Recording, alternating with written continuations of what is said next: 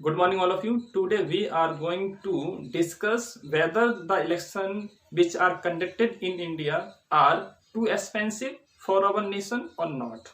Okay. आज के इस वीडियो में हम देखने वाले हैं कि इंडिया के अंदर जो इलेक्शन कराए जाते हैं, क्या वो इलेक्शन इंडिया के लिए बहुत महंगे साबित होते हैं या नहीं, है ना। तो इलेक्शन जो है एवरी 5 ईयर्स के बाद में कंडक्ट कराए जाते हैं। एवरी 5 ईयर्स के बाद में इलेक्शन इंडिया के अंदर होते हैं, है ना।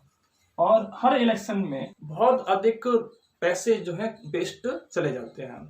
तो इसलिए बहुत से लोग ऐसा बोलते हैं कि इंडिया के अंदर समय समय पर इलेक्शन कराना नहीं चाहिए, क्योंकि इलेक्शन काफी एक्सपेंसिव होते हैं और इंडिया का पैसा जो है वेस्ट चला जाता है। अगर हम एवरेज की बात करें तो इंडिया के अंदर जो इलेक्शन कराए जाते हैं तो उसमें कितना रुपया खर्च होता है।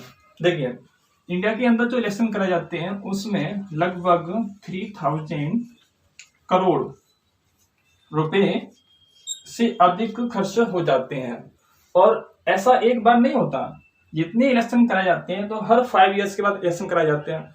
तो एक एवरेज लिया गया कि इतना रुपया हमारा हर 5 ईयर्स के में वेस्ट चला जाता है।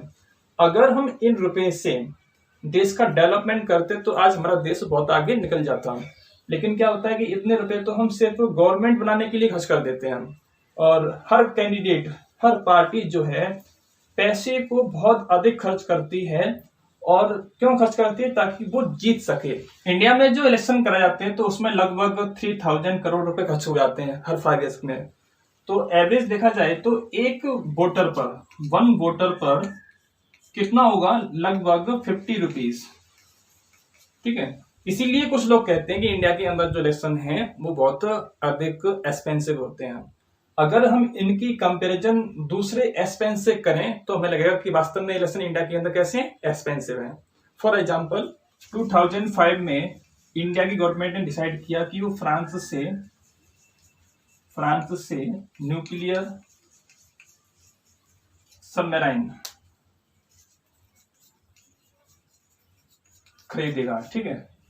और कितनी खरीदेगा? 6 खरीदेगा। 6 न्यूक्लियर सबमरीन को खरीदेगा किससे? फ्रांस से। तो एक न्यूक्लियर सबमरीन की जो कॉस्ट थी वो कितनी थी? 3000 करोड़। और इंडिया में जो इलेक्शन हुए उनकी वैल्यू कितनी थी? 3000 करोड़। इससे प्रूव होते हैं कि इंडिया में इलेक्शन कैसा है, काफी महंगा है।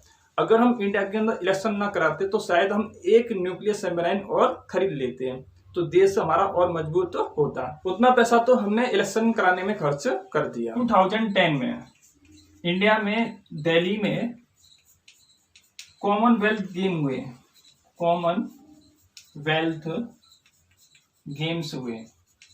और ऐसा एक अनुमान लगाया गया कि इन गेम्स में इंडिया ने 2000 करोड़ रुपए खर्च किए। तो देखिए, हमने इलेक्शन कराने में 3000 करोड़ रुपए खर्च कर दिए और हमने गेम कराए तो गेम का जो एवरेज जो आया वो कितना आया? 2000 करोड़, है ना। तो क्या हम सोच सकते हैं कि इंडिया के अंदर इलेक्शन जो है वो महंगे हैं? अगर हम इलेक्शन ना कराते तो शायद हम इस तरह का गेम और भी ऑर्गेनाइज कर सकते थे। अब ये डिसीजन आपको करना है, क्या इंडिया के अंदर इलेक्शन वास्तव में महंगे हैं या नहीं। पैसे की दृष्टि से देखा जाए तो इंडिया के अंदर वास्तव में महंगे हैं। इंडिया में हर 5 ईयर के बाद में इलेक्शन कराए जाते हैं। इंडिया एक डेवलपिंग कंट्री है और एक डेवलपिंग कंट्री इतना खर्चा वो भी एक निश्चित टाइम के बाद में नहीं उठा सकता है ना। लेकिन फिर भी इंडिया के अंदर इलेक्शन कराए जाते हैं और गवर्नमेंट को बनाने में इतना रुपया खर्च कर दिया जाता है। तो इंडिया के अंदर इलेक्शन थोड़े से महंगे हो सकते हैं। इस वीडियो में सिर्फ इतना ही। Thank you.